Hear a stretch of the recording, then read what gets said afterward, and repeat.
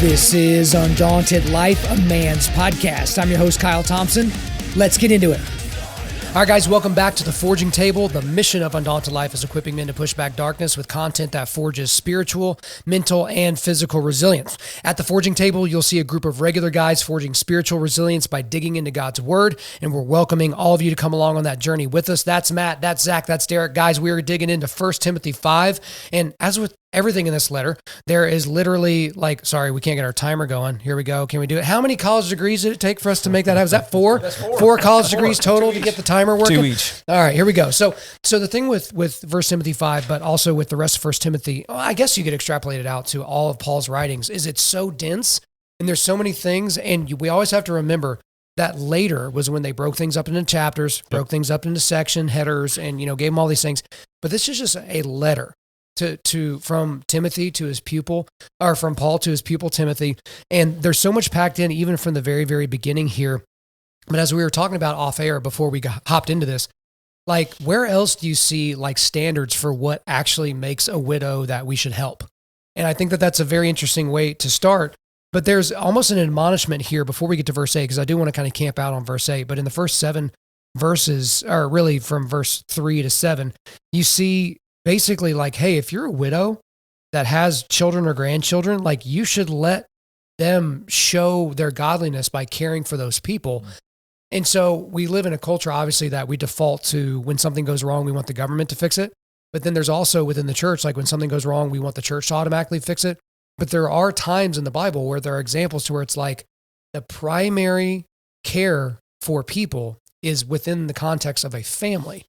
And so when you talk about, even as a father, as we all are, your primary catechism for your kids is not their Sunday school class.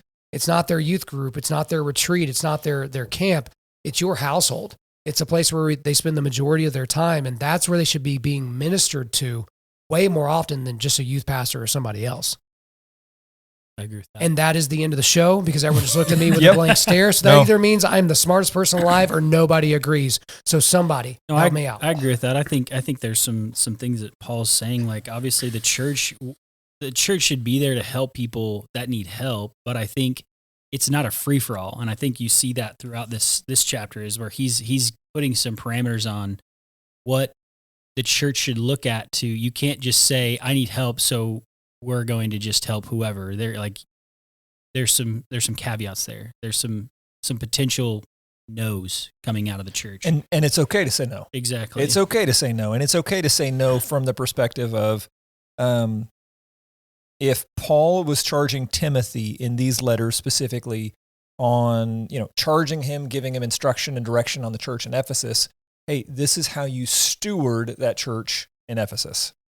Which means including stewarding the finances and who you serve and don't serve. And I believe from what I've read about context in this is that there were younger widows in the church that were, verse 6, self-indulgent, right? The way that they dressed, the way that they acted, the way that they talked, the way that they projected themselves into leadership perspectives. So he was referencing that. And to your point, Kyle, I think when it comes to Paul's letters, they're so dense. And sometimes there is this, is he talking generally to all believers, or is he talking specifically to them at that time? Exactly. At that church, at that time, in that location. Let's not leave that point too quick, Derek. What do y'all think about that? Because I tell people all the time, I was like, if you're new to the Bible, don't read the Bible as if everything is the same, because inside of that document, there is history, there's lamentations, there's poetry, there's wisdom writing, there's prophecy, there's whatever category Revelation would be. Would that just be apocalyptic literature or something like that? Same thing within these letters is okay, is this an admonishment to a particular group at a particular time in history, or is this how we're supposed to be operating currently in Edmond, Oklahoma in 2023? I think it's both. I think he's speaking to a specific problem of widows or people who are claiming to be widows, who the church is called to serve and bring under Christ's protection. Like, we are a refuge But there are people who are obviously taking advantage of that. You know, kind of like you see, like I'm a Christian, so you should buy from me because I'm a Christian business owner, and I'm using that as a way to sell my goods. I think Paul here is also saying like there are people who don't actually need help. They have financial resources, they have means, but they're trying to come into the church to take advantage of that. And you should have some discernment to be able to tell the difference, or at least ask the right questions to figure it out. Okay, so Zach, I'll pitch it to you. We learned a couple episodes back, you're a new-ish believer. I don't know when you cross that line from a new to substantial, but new believer. What do you think, to Kyle's question? How do you interpret, how do you know, how are you reading or interpreting what goes to all believers, what goes specifically to these people at that time in this location? I think as I read this, a couple of things stand out. The first one is just going back to the very beginning of chapter 5. For me, this is actually pretty impactful when I first read it a couple of years ago, which is kind of how to behave and how to perceive those around you that are in different echelons. So do not rebuke an older man, but encourage him as you would a father, younger men as brothers, older women as mothers, younger women as sisters in all purity. That actually did a lot for me.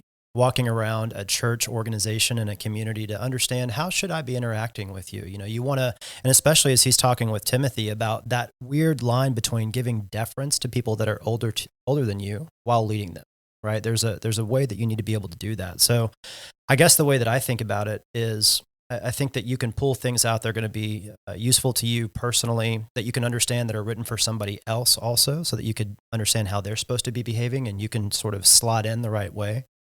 So I guess I kind of take it at face value initially, would be my thought. Which is incredibly helpful. And the realization just hit me right now as you were talking that when I hear a new believer, I think new relationship with Christ. I don't think somebody who then is injected into church culture, because church culture is a real thing that inside the church walls, it's frankly a weird culture of, oh, bless you, brother, and amen this. You know, where you would never say the same things outside the church. Right. Yeah, right. I mean, it's... So Zach, you actually said something, you said face value.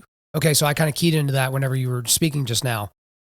So a child, when you hear about childlike faith and those types of things, like a child sees things at face value. That doesn't mean they're not creative, doesn't mean they don't use their imaginations, but it's like they see things in the exact moment. That's why they respond as if their entire world is melting down because their brother took their block. You know what I mean? Like it's just face value, what's happening to them.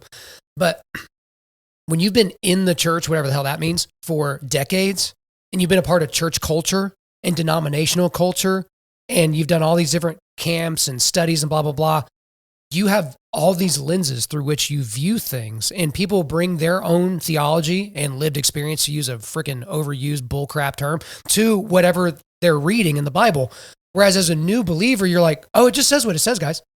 Whereas it's like, well, this guy's been in the Church of Christ for a long time. This guy was Catholic, now he's Protestant. This guy used to be Muslim, then he was atheist. Now he goes to a Methodist church. Like everyone kind of brings their lens to it. Yep. Whereas you just said, no, face value. Like read it at face value. Like imagine trying to go through mental gymnastics with verse 1 and 2. And no, it's like, hey, do not rebuke an older man, but encourage him as you would a father. Even if you don't like your dad, you know what that means. Like, and we try to extrapolate it out and make it this big philosophical nonsense thing. It's like, no, just read it. Like, I don't even know if you notice that you said that, but do you feel like in your first couple of years of being a Christian, like you've just been way more pragmatic about, no, it says what it says, like, and I'm not going to pretend I'm smarter than what it says. Yeah, that's key for me. I spent an awful lot of time actually reading in depth, like I mentioned, all of these different perspectives about this and going into the depth and blah, blah, blah. But the reality is, if you're trying to bring this into your life in a way that's meaningful and you're living it, I think you need to understand what it means. I go back to like a Billy Graham as an example. Again, I mean, I think he could go as deep as you wanted, but what he brought was this, it's very evident what it's trying to say. And if you can actually do it, it's going to show in your life. And that's going to be the most important thing. Matt, you look like you wanted to hop in on that just with the face value stuff. Because I know, I'll just even tee you up a little bit. One of the reasons, as I mentioned, I think one of our early episodes, is you're a guy that likes to marinate on things, but then you will give feedback, but you kind of have a light touch in the things that you say back to people. And so, but you seem to, when you describe scripture, as you and I have talked about it off air and even on here, Like you have a very like a matter of fact way of saying, well, like this is what it says. And so it's like, I understand we just talked about this thing. We talked in a circle for 10 or 15 minutes, but this is just kind of what it says. It seems like you're a face value guy too. I am, but I think you can take stuff at face value. And like verse 1, I think that's pretty cut and dry. But I think God also gives us wisdom and discernment to look at things where Paul is instructing the church and how it should act, how it should choose elders and deacons, how it should deal with widows. Like he's not specifically addressing just some random guy off the street who comes in and is putting his hands in the offering bucket. Right. But like I think that God gives us wisdom and discernment to say, okay, this is a principle that we can use to discern other things within the church. And so like, yeah, verse 1 and 2, I think that's pretty cut and dry. When we get into the widows, I think the church has lots of people that come in that try to take advantage of it. And you speak churchese and you say all the right things. And I think if we're to be good stewards of what the church has and what Paul is calling Timothy to do, I think some discernment is necessary to divide the people who are coming to take advantage and the people who actually need things. And so like it all comes down to asking questions, because if a widow comes in the church and says, hey, I'm a widow, I need help. Okay, well, tell me about your family. Tell me your story. Tell me your story. Yeah, right. Tell me, like, do you have kids? Like, I'm all alone, I have nobody is way different than I have 3 grown children. Well, where are they? You know what I mean? Like, so, yeah. and that, I think that's what he's speaking to here. Like, if I were to just go into a church, I think the same principle would apply. Well, do you have family that can take care of you? Should be a question that should be asked. I'm not a widow, just asking for help. I think the church would be doing God's body a disservice by just saying, whatever, just anything, all bets are off. Anybody can come in and get whatever they need. Not that we should be looking to turn people away, but clearly the family is the focal point of how we're to take care of each other, and it should come from the family first, because that's how God ordained it, right? Is the family. We certainly have that backwards now. I mean, agreed. When even, I think it looks different because obviously in that culture it was, you all lived together. Like you had multi-generational houses, whereas now if you have a house that has multi-generations in it, that's weird. That's really strange. You're poor. Yeah. Like people, even if you're not, people think, oh, well, you must live in the slums. Right. Like, yeah. And you just, that's not typically indicative of well-off people or whatever. And then again, we live in a community where there are so many old folks' homes and so many old folks' communities. And it's kind of one of those things. It's like you pay for your responsibility to go away. And so it's like you have an indebtedness to your parents to care for them because they cared for you at the beginning. You care for them at the end. That's kind of how society has been built upon in terms of, familial interactions. But then we get to where we're at now, to where it's like it seems more convenient to do it that way. And I'm certainly not hating on, these facilities that take really, really good care of these people, but it does seem a little bit outside. It's like it's kind of out of sight, out of mind, where mom or dad can be taken care of somewhere and you don't actually have to do it. Like, anyway, I struggle with that because it's like, I get the convenience of it. And if you have the means, like, why wouldn't you do something like that? But it's almost, I don't know. I don't want to say something stupid, but it seems like almost dishonorable to your parents that you're not the one directly caring for them. You're just visiting. You're popping in a few times a week to have a conversation and, assuage your guilt and then move on with your life. Well, Kyle, I think it goes back to Zach's face value comment right there, right? Because in verse 4, it says, if a widow has children or grandchildren, let them first learn to show godliness to their own household and to make some return to their parents. Why? Here's the transition. Paul is the king of transition. And I mean, for this is pleasing in the sight of God. Mm-hmm. I mean, that again, if you're reading it for face value and it's just cut and dry, it is, hey, it pleases God if you take care of your parents and grandparents, if you're able to. If you're able to is the key, right? Hey, if you take care of your parents or grandparents, that pleases God. Yeah, one thing I was exposed to recently, just total polar opposite, is a Muslim guy that's from Bangladesh. And their culture is that their families live together in the same homes, and as the family grows, they add floors. And they actually, there's a payment system, and you pay the older person, et cetera, and then as people, die, et cetera, then you move up.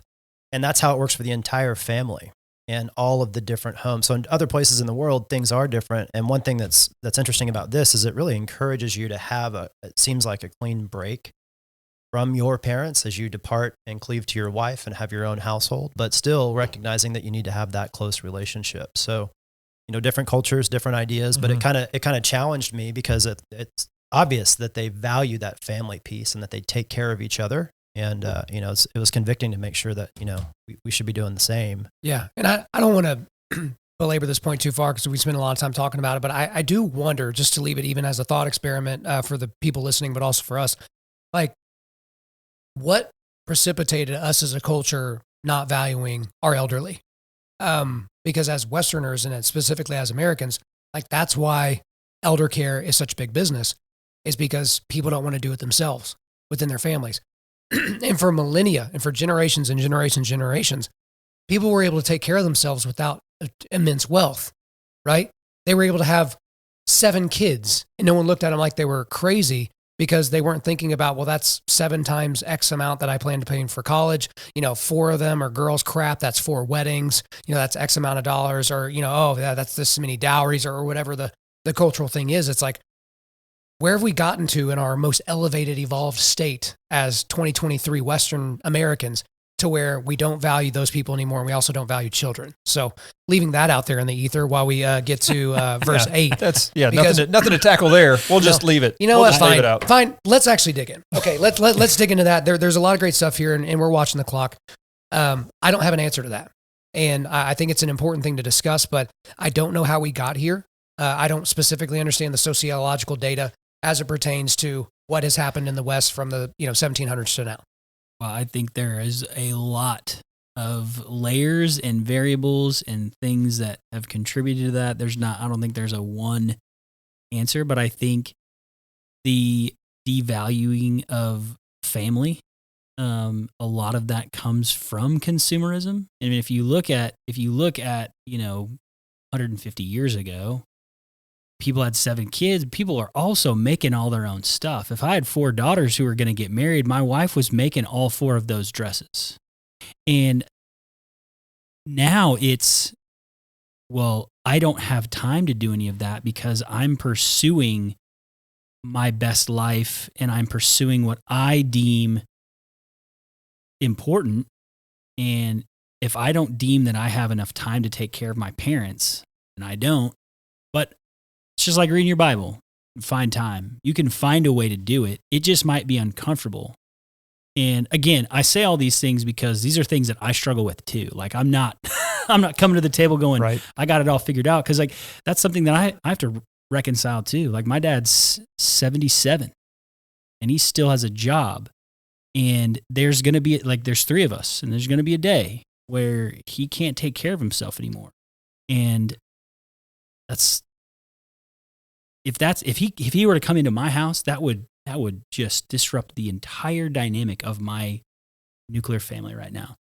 But the Bible say, well, you're okay. So Matt, I'll add to that. Okay. I'll add to that. I believe, and this is my opinion, this isn't based on science or some special study. I think it's the idol of convenience and the idol of comfort.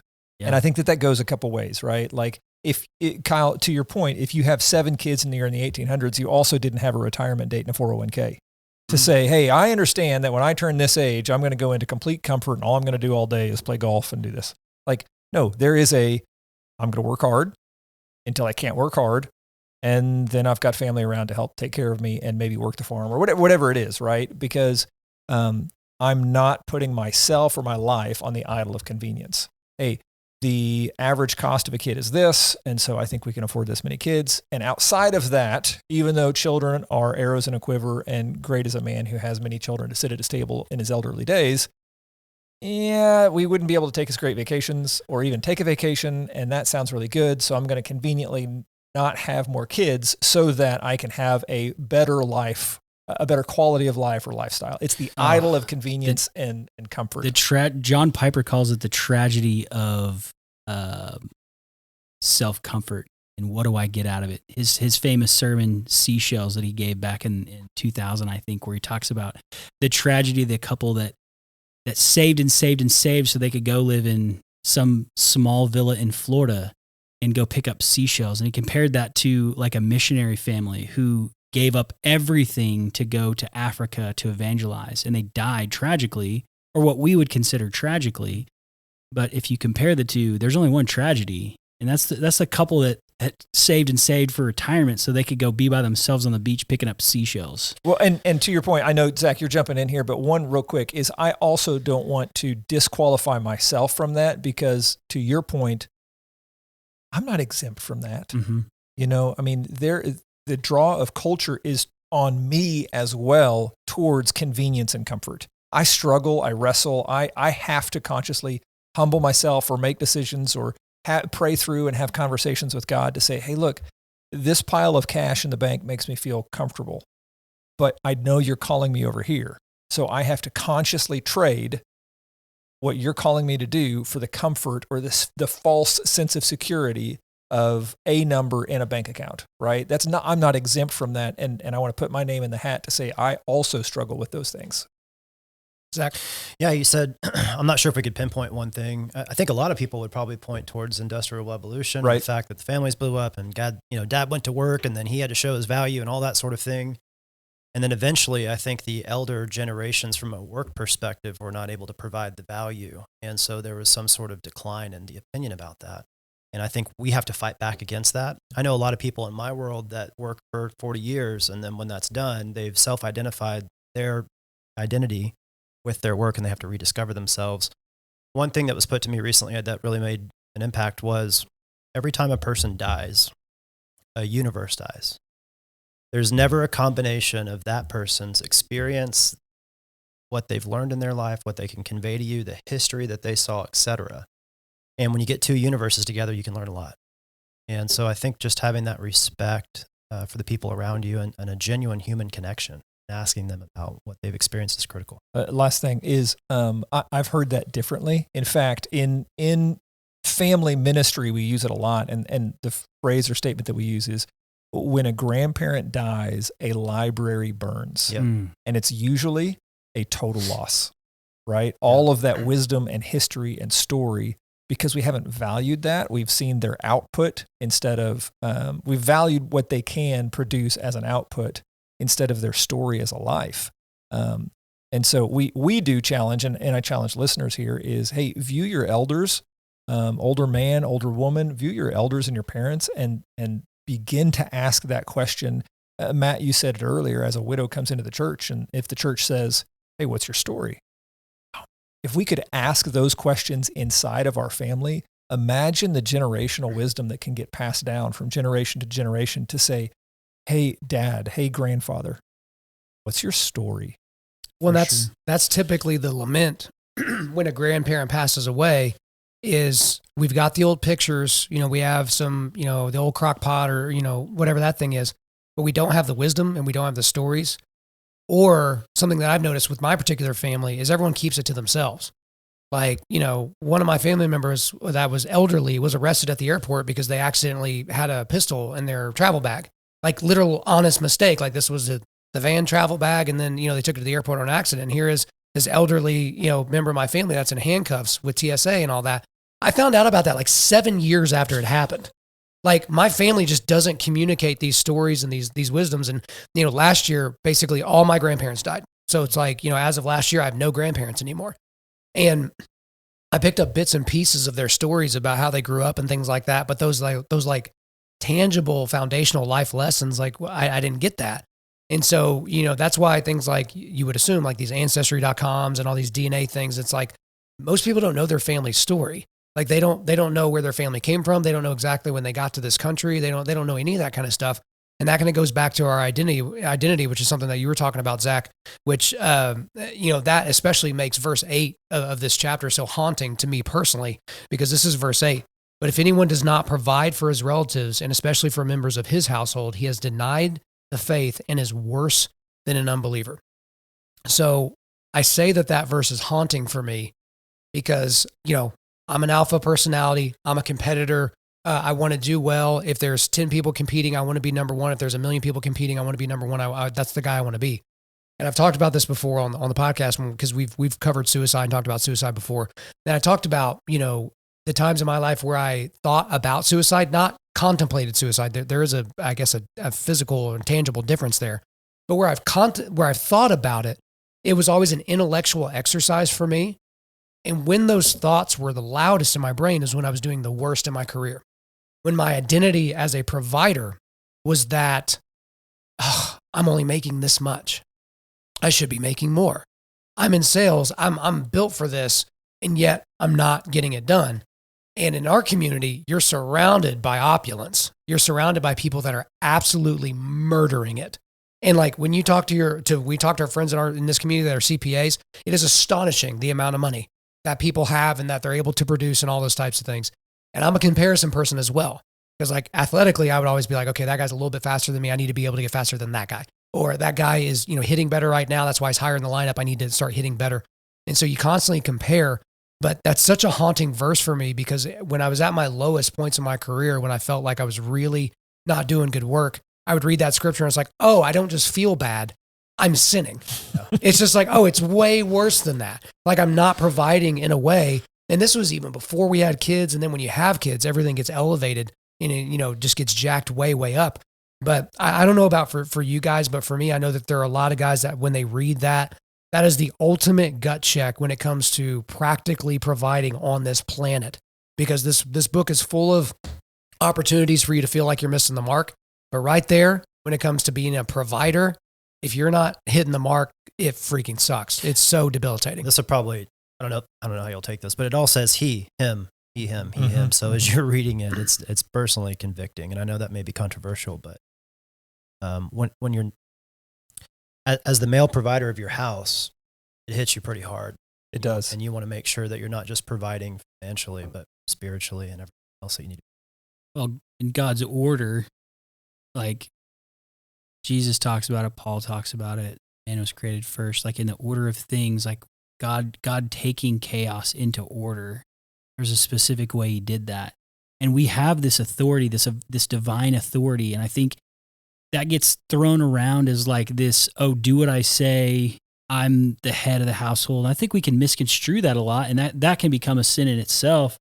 But this right here, it's like, it's bringing you back to this, okay, you have the authority, but it's this authority to serve and to provide and to know that if I go work and provide for my family, that's one thing, and money's great, but I'm also called to provide other things for my family. Like if I go work from 8 to 5, I come home, my day has just started. Paul Washer has a sermon on the authority of men, and he talks about that quite a bit. That was one of the most convicting sermons that I've ever listened to. Is like when I get home from work, my day has just begun. I have the authority to stay up until everybody is taken care of, and I'm not a part of the equation at all. I provide. I have the authority to provide, and you should always be coming back to this verse because that's what we're called to do. Now, I will add a couple things. So, Matt, to your point, I've never heard it said that way. Is that say that again for me? I get to provide. I have the authority to provide for my family. I'm not part of the equation. I can send you guys the link to that sermon. Not part of the equation to receive. To receive, right? Yeah. I'm the provider. Okay. See, I absolutely, I've never heard it that way, but I think he is spot on in that. And I think that goes back to the idols of convenience and comfort and entitlement, right? Because a lot of men, even if they do go 8 to 5, they come home and they say, well, I'm entitled to, because I worked hard out there, now I'm entitled to sit and relax. Yeah, some transparency. Like I work hard and I've been successful at work. And I think that if you're looking at all the metrics of the world, you would say like, okay, Matt has done pretty well for himself. But when you go home and you think like, okay, I have literally worked my tail off. I deserve to take a break. Right. I deserve to look at my phone. And you've got a 2-year-old kid. And this is a real life experience. You got a kid who's like, I've not seen my dad all day. His face is buried in his phone. Dad, put your phone down. Dad, put your phone down. It's like, what are you doing? Hey, I've waited all day for my dad. I deserve to see my dad's face. And like, what am I doing? Like I am in sin outside of God's ordained will for me because I think that I worked really hard today. That's absurd. That's asinine. And like I still struggle with that. Like I still have to, that's a daily reminder. That's a daily thing that I have to call myself to do. But yeah, there's a lot on our shoulders. So For going back to 8, Kyle, I have a slight twist from what you're saying in the interpretation of verse 8. Is the notes that I wrote here to the side was just that Paul holds no feels for the lazy. Like for me, providing, yes, there is a dollar amount that is required. There is an amount that's required to provide meals and shelter and clothing, which I think that's later on here in 5 or 6, right? Like, hey, if you have meals and shelter and clothing, what else do you really need? But I actually see that as just a Paul's call to not be lazy. Not be lazy. Yeah, one thing that's been really convicting for me recently has been, and Joey mentioned this too, that your words as a dad are going to have 1,000 times the weight, whether you like it or not. Things like that. And it's come up in my household explicitly that when I come back after a long day or travel or whatever, the way that I conduct myself and the impact that has on the atmosphere in my home with my family and the way that my kids behave and the way my wife reflects me is really a massive force. So I think as men, if you're having challenges at your house, you've got to look in the mirror 100%. And you can't clock out. You have to put the effort in. But once you've done it and you've seen it and you slide into the way that this book says that you should behave, you see it all come together and you see the space brighten. You see your kids' eyes lighten up. You see your wife look at you in a way that maybe you haven't seen in a while. It's really convicting. Okay, and I'll wrap up my perspective. I heard this from, he's a great leader out of Tulsa. His name's Chris Hart. And he talks about, hey, as men, we are called to lean just beyond our current state. Not too far that we, get stressed and we're unstable or unhealthy, and not too far back to where we become lazy, but just outside of our current ability so that we're always growing and developing. That's one. And the way that he says it is choosing to do things that we're not good at today hardens us for future difficulties. So he says, choose hard, get hard, right? You're hardened for tomorrow's difficulties. And I think to your point, Zach, truth is, guys, there's no end in sight. There's no end in sight. There's no, hey, we don't get to finish as a Christ follower until we join Christ on the other side in heaven. We don't get to end as a husband or a dad. That is not a race that has an end in sight. So we have to continually operate at a pace that we are proud of when there's no end in sight. And that takes grit, and that takes determination, and that takes perseverance, just resonating with that deep down inside of the heart of a man who says, no, I can do that. There's a million guys out there. I'm going to be number one. But there's also there's a reliance too. Like I have to have God absolutely to do this. And I think to your point of we should be leaning forward enough that we're outside of our comfort zone, but not far enough back. Like Proverbs talks about that too. Like give me enough bread that I'm full, right? But I don't have so much that I forget that God gave it to me. Make me just hungry enough that I know I need God in everything. I just remembered hearing about, it was this guy that was digging into the Exodus stories, and you get the manna from heaven. And they're, depending upon the level of faith that the Israelites were operating with, depending on the amount of manna that fell from heaven. So on the days when people would gather extra manna, like manna that would not just sustain them for that day, but would sustain them for 2 or 3 days after, less manna would fall. And it was almost like, hey, I'm giving you what you need. You don't need to keep storing this up. I've got you. And so that was just an interesting thing. But I thought about, I've heard people talk about before, a man, no matter what, someone's going to lose. Because if you focus too much on your family, your work life's going to suffer. And your boss needs more of you, right? And if you run your own business, you're your boss, you need more of you. If you focus too much on work, then your family needs more of you. And no matter what, you're going to fail. Anybody that's selling these, become a CEO in 48 hours and do all these self-helpy business type things, they're full of it. They're absolutely full of crap. These people are not crushing it in all areas of their life. They're simply not. Somebody is always left wanting. but you get to choose what category of people is left wanting. Is it your followers on Instagram? Is it your family? Is it your employees? And the thing is the level of responsibility, Zach, back to what you were talking about, the level of responsibility for a man is very, very high. Tough. That is the mandate that you were given. Is it fair? No, but you don't have to give birth. And so it's like, like we all have our roles and we all have the things in our life that sucks. And it's like, just get over it. You're spending all this time lamenting the responsibilities you were given, but they were given to you nonetheless. Deal with it. But is it fair? Like, I think God says it's fair. Like, I think you could argue that through our perspective, it's not. But yeah, through his perspective, it's perfect. Through the world standards, like, it's not fair. And but we don't get to decide that. We're not the arbitrator of fairness. That's a good point. And Kyle, to your point, building on yours, Zach, is we get to choose, right? If something's going to fail, we get to choose. Now, this kind of goes against verse 8 in a way, but if we provide for his relatives, I think God calls us to be present in the places that only we can be present. Nobody can be a husband to Gina except for me. Nobody can be a father to my children except for me.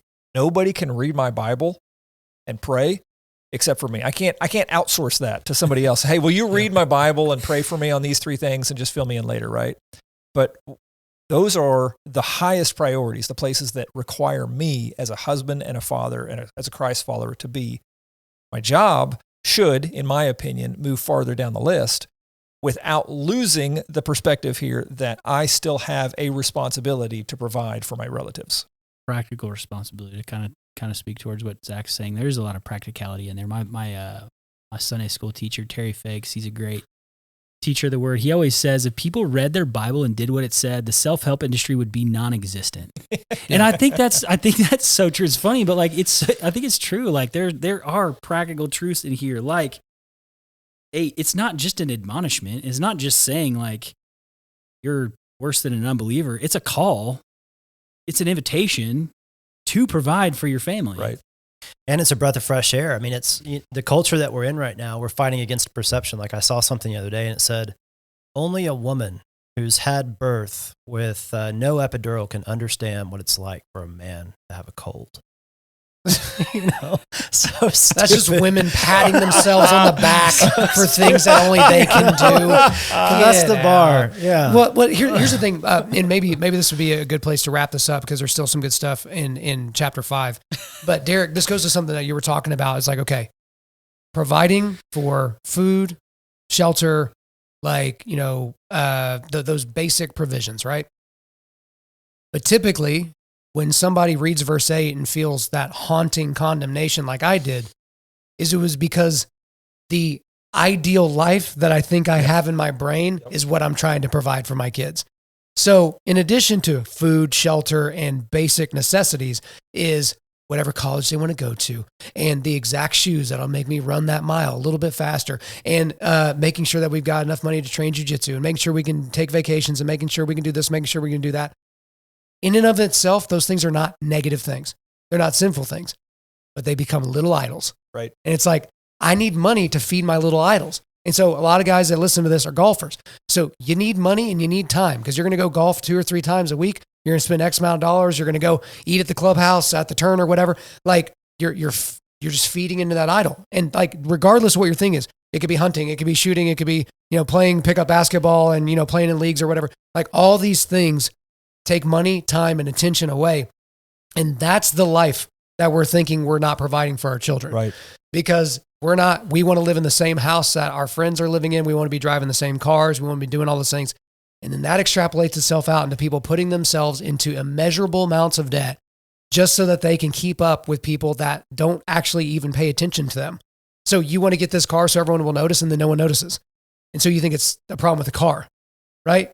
It's like, no, it's like they're living their life and they're chasing somebody else and they're not paying attention to you because you're below them in terms of this socioeconomic scale. And so I think that's a very interesting thing, guys. Like if you're providing, and we're not talking about spiritually right now, just talking about financially. Are you able to feed and clothe and shelter your kids? Okay. Everything else is window dressing. Everything else. And so that's hard when you live in a society like we do that has riches that were incomprehensible to an audience in the Mediterranean Rim 2,000 years ago. Like an unbelievable amount of opulence. but that's the world that we live in. And so we have to take that into account as we're thinking through these scriptures and how they apply to us today. One thing that I did want to talk about from, again, there's so much here in the 5th chapter that we can't possibly get into all of it, but I wanted to go ahead and skip on to verse 20. It says, as for those who persist in sin, rebuke them in the presence of all so that the rest may stand in fear. Okay, so on the forging table, a couple months back, we went through Galatians 2. We went through Paul rebuking Peter directly to his face in front of people, right? Because Peter was acting in a somewhat racist fashion. He was, pretending to be down with what the Judaizers were saying and doing, thus making the Gentiles feel as if they were lesser than if they were, Jews and all these different things. And so it was just a bad thing. And Paul rebuked Peter to his face. And that's one of my favorite parts of the Bible, because I think as Christians, we get rebuke wrong. We handle it incorrectly because we think rebuke is icky and mean and judgmental and yuck. And Christ wouldn't possibly do such a thing. But again, right here, as for those who persist in sin. So he's giving you a standard. Yeah. So it's not somebody that trips and falls into sin in once, and then you're like, I am going to rebuke you in public. Like, no, somebody that is persisting in sin, you rebuke them in the presence of all. And then my favorite part of this verse, so that the rest may stand in fear. Mm-hmm. This is why that's important, because we were talking about this off air. We live in a culture that does not think utilizing fear or shame is a positive thing. But those are tremendous motivators. One of the reasons why I don't look at porn and masturbate anymore is because the level of shame that I remember feeling when almost 20 years ago, my girlfriend found porn on my computer, and the hurt and the pain that I remember seeing in her face. That's part of the shame that I feel. But also the shame is not so I can identify with that shame and say, oh, I'm this type of a person. But it's like, that's part of my story of depravity as well. And if I don't understand the level of depravity inside of me, if I don't understand the motivator that shame and fear is, because I am fearful of letting my wife and family down. I am fearful of a good, just God that can't have sin in his presence. And man, you can glaze right over verse 20. But that is like this is how we should live stuff, because people talking about, oh, you shouldn't fear God. And, God's just this, pussycat, and he's just this really, really nice thing. He loves you for who you are. Yeah, he loves you for who you are. Be known for what you're for, not what you're against. Like those types of people, like that. This shows you, like, no, bro. Like, fear is a great motivator. Shame is a tremendous motivator. There are a lot of people that used to be fat that aren't fat anymore because shame motivates them every day to put on their workout shoes and go hit the gym. Right? It's a powerful motivator, and I think we should utilize it. I agree. But I think one of the key words here, well, there's a few. Persist is one, and then as for, like he's calling back. It's almost like Paul's calling back to the first part of this chapter, where he's saying he's telling us to use gentleness, and there's a specific way that we've been called to call out sin and to rebuke people. But he's saying that this is like a guy who's like, Derek's sinning. I've called him out. Kyle's called him out. He's like, I'm going to do it anyway. All right. That's where we're at here. And this verse is like, okay, clearly you have not listened to our gentle reminder that you should not be sinning. Now it's time to push that a little bit further. But yeah, I think we don't do that really at all. And big C church doesn't do that at all.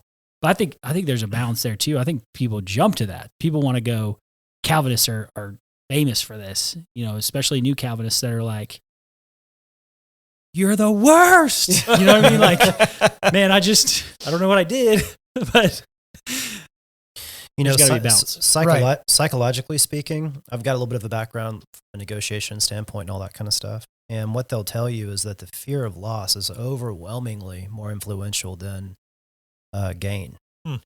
So we're wired that way. We were created to think that way. And I think it's something that's going to sear into you if you have to experience it or if you have to think about experiencing it. And I think that's why it's here. And one thing I'll say that I thought this was really good is that the purpose of discipline is restoration, not revenge. Yep. Our purpose must be to save the offender, not to drive him away. Our attitude must be one of love and tenderness. In fact, the verb restore that Paul used in Galatians 6:1 means to set a broken bone. So speak the truth in love. Make sure you have a connection. You should be motivated from the right reasons. And that person should understand that. And then, somewhere else it also says that, if that person is rebuked, a wise person will learn from it. Yep. When again, it's so that the rest may stand in fear as well, because people are watching. Yep. And so, like, for any of you listening in the audience, I have multiple children, and my children are a little bit too young for this to notice. But when one of the kids gets in trouble for doing something and all the other kids see the punishment and see the wrongdoing, they know the score now. They're like, so if I do that, like, I should expect a similar punishment. Now, some people punish their kids based on their age and they're standing in the household and blah, blah, and I get it. But like, that's such an important thing that you punish, you admonish, you rebuke in public so that people understand, hey, here are the wages of what you're doing. Like the wages of this particular sin, you know, I know from scripture, the wages of sin are death, but in this particular sin, like, this is the rebuke that you're going to get. And guys, all of us have played different sports in our lives. And I think all of us have been chewed out by a coach before. How often does that coach take you aside, away from everybody, to give you a nice little light talking to where nobody hears you and is embarrassed? Because I don't know about you guys, but all my butt chewings came in front of the team, right? So much so that everybody stopped what they were doing, pretending like they're still playing catch. Like, oh man, Kyle's getting ripped a new one. This is awesome. But that's what happens. Your coach is not doing that to embarrass you. He's also not doing that because practically it makes more sense to do it right now where we're standing as opposed to walking 50 yards over there and doing it. It's because he's trying to uphold a standard for the entire team. Right. Yeah. And he's rebuking you in that moment to teach you something, but he's also teaching everybody else. The same would be true for us as Christians. If we're being rebuked by a brother in Christ, you know, that's utilizing the love of Christ to rebuke us, that should make all of us stand to attention and think, yeah, I'm glad I'm not in his seat right now, but I'm still learning the lesson. Okay, so two things. One, Matt, you made the comment earlier. What if we just read the Bible and did what it said? How different would that make things? I mean, it'd be absolutely a complete culture shift. Number one. Number two is, verse 19, the one right before it. Do not admit a charge against an elder except on the evidence of 2 or 3 witnesses. As for those who persist in sin, rebuke them in the presence of all. What that requires is also a relationship. Mm-hmm. It requires a relationship, and it's not see somebody in the parking lot, you've never seen them before, they do something, they yell at their kid, and then in the middle of church it is, I saw you yell at your children. You know, it is your coach. And Kyle, you talked about your shame when it came to that girlfriend 20 years ago. Mine is, I immediately went to sporting situations exactly where a coach rips you, grabs you by the shoulders and moves you over here and says, I want you here this time now. And you're like, okay, I'll never do that again. Or I remember specifically a time when I was in high school running cross country, and it was like southeastern Oklahoma. It was 180 degrees outside, and we're in the middle of a cross country run, and it was, I didn't want to run anymore. And so I sat down. I sat down. And then at the end of the race, I finished, and of course I was so slow, and the coach asked me, that was horrible. What happened? It was heat exhaustion. And so it was the overwhelming shame of lying about why I stopped. And I remember completely making the agreement mentally with myself, I never want to feel that way again. It's so funny how, like, we are all Adam's children. Like, he God knows what happened, and Adam still tries to tell him a different story. It was that woman you gave me. I don't need the blame. Don't give me the blame. It was somebody else's fault. Like, it's so interesting that, like, it just echoes through all of time. But guys, think about it pragmatically. Like, all of us have had successes and failures in our careers and our lives and our relationships and whatever. What do you remember more? The wild successes and everything that got you there, or the horrific failures? The embarrassments and failures and shame. Right. It's every time you stepped on your own you-know-what and face planted. And I talked about this in terms of hunting. I've shot one animal in my life that I wounded and didn't kill. And I think about that animal all the time because there are 3 or 4 mistakes directly that I made that led to the wounding of one of God's creation, right? And I think about that. So like, I've had some big successes and some really fun things that have happened because of hunting, but it's the mistakes that I made. But you don't just look at them so that you can shame yourself. You look at them so you can learn from them. Yeah. Like, look at the things that I did wrong in preparation. Look at the things that I did wrong in terms of mindset. You don't sit down in the middle of a race and not actually have heat stroke if you had done what you needed to do to make sure you were mentally ready to go for that race. And so that's the thing that I think is very, very important for all of us. There's a level of preparation that you do for everything. For some people, Matt, as you were talking about with the Paul Washer sermon, it's like, okay, if your day starts when you get home, what do you need to do to mentally prepare yourself before you walk in the door? Like you don't just walk in and say, oh, I guess I'll respond to whatever happens. That's when you're becoming a thermometer, not a thermostat, right? And so I know guys that will literally, I've heard this before. I can't remember where I heard it the first time, where a dad would get home from work, long day at the whatever job he had, and he would walk over to a tree and he would pretend as if he was taking off the backpack of his day, and he would hang it on the tree and say, all my problems from work, all my problems with my bosses, all my problems with all the other people, that's on that bag. That's the weight that I'm carrying from that bag. The weight is on that tree now. Now it's time to take care of my family.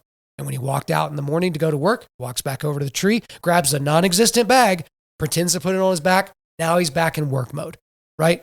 That's a tremendous apologetic for guys to look at. It's like, look, you don't just do things by happenstance. No. You do them based on a certain level of preparation. Now, before we wrap up the 5th chapter of 1 Timothy, Derek, you were talking off air about verses 24 and 25. And to be honest, I buzzed right through those and missed everything that you were talking about. So I want to make sure you talk about that. Okay, 24, 25. The sins of some people are conspicuous, going before them to judgment, but the sins of others appear later. So also good works are conspicuous, and even those that are not cannot remain hidden. What I pulled out of that was 2 pieces. One, we have to be patient in the good and the bad to see what happens. I think it is a callback to Paul's letter in 3 when he was telling Timothy that, hey, leaders of the church should not be new believers, right? There's not enough maturity and time to let either good fruit or bad fruit. I think, Kyle, what I said off air was that, hey, it's like a tree. You have to give it time. When a tree is planted, sometimes it doesn't produce fruit for 1, 2, or 3 years. And so you have to see a good tree produces good fruit and a bad tree produces bad fruit. Let's give it time to produce fruit to see what happens here. So be patient in both the good and bad to see what's faithful, what's not faithful, what's sinful. Yeah, I was looking for the psalm. I don't have time to look for it now. There's a psalm where it talks about the success of the wicked, and in like by worldly standards, like the wicked look good, they make a lot of money, but God is sovereign. Those things will be revealed. Those things will play out. There's a cosmic justice, and so I think that's a great point. Like somebody might look like they're got it all together, but to a certain extent, like sometimes, like it's not always our place to. We shouldn't be going looking for that. Right.